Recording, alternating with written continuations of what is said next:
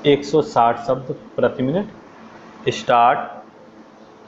आदरणीय महोदय, मैं आपका ध्यान विधानसभा के कार्यकलापों के बारे में आकर्षित कराना चाहता हूं। अगर आप इनकी ओर ध्यान देंगे फिर पता चलेगा कि प्रायः साल भर में लगभग 70-80 बैठकें होती हैं। अधिक न होने के लिए दो कारण दिए जाते हैं।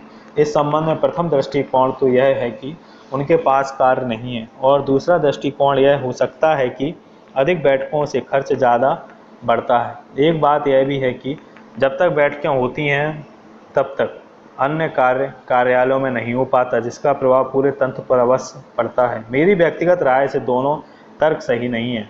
शायद इसका कारण यह हो सकता है कि नियमों का पालन दृढ़ता से नहीं हो पा रहा है। दूसरा यह है कि नियमों को परिस्थिति के अनुरूप परिवर्तित नहीं किया जाना भी हो सकता है। ऐसा लगता है कि नियमों पर दलगत राजनीति हावी हो गई है। सबसे पहले तो नियमों में यह प्रावधान होना चाहिए कि केवल विधिवत रखे गए अविश्वास प्रस्ताव को छोड़कर अन्य किसी प्रकार की चर्चा का स्वरूप अविश्वास प्रस्ताव जैसा नहीं होना चाहिए। यदि ऐसा हो जाता है तो कार्य स्थगन प्रस्ताव, कटौती प्रस्ताव इत्यादि से भयभीत होने का डर नहीं रहेगा। अगर सरकार इस बात को ध्यान में रखे कि जब बैठक चल रही हो और कतिपय महत्वपूर्ण घटना चर्चा का विषय बने तो बिना किसी तर्क वितर्क के सरकार को पूर्ण जानकारी सदन में वास्तविक तथ्य सहित रख देना चाहिए, तो शून्यकाल का वह हवा नहीं रहेगा जो आज है। हालांकि हाल के वर्षों में इस दिशा में कुछ परिवर्तन हुए हैं, वे काफ़ी नहीं हैं। अब इस बात पर भी यही विचार होना चाहिए कि स्थगन प्रस्ताव का जो नियम है वह कहाँ तक उचित है।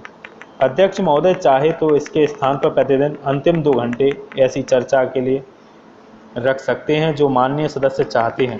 जहां तक प्रश्नकाल का संबंध है, यह देखा जा रहा है कि संबंधित नियम बहुत अधिक सीमा तक इतने शिथिल होते गए हैं कि अधिकांश प्रश्न जिनमें तरह तरह की जानकारी मांगी जाती है अमान्य करने योग्य होते हैं, क्योंकि मांगी गई जानकारी संभागीय और जिले स्तर पर या विकास खंड में ही प्राप्त हो सकती है।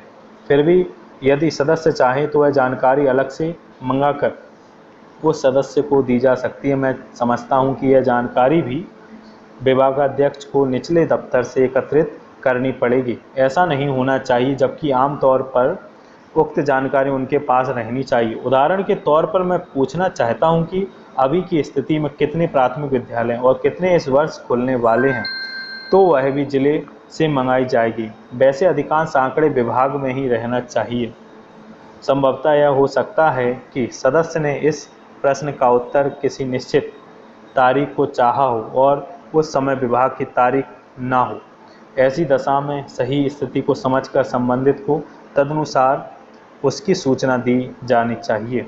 मेरा कहने का तात्पर्य मात्र इतना ही है कि यह कार्य मशीनी ढंग से ना होकर इस तरह से किया जाए कि शासन का अनावश्यक व्यय ना हो, क्योंकि शासन पर व्यय भार बढ़ेगा तो आखिरकार उसका बोझा जनता पर ही आएगा।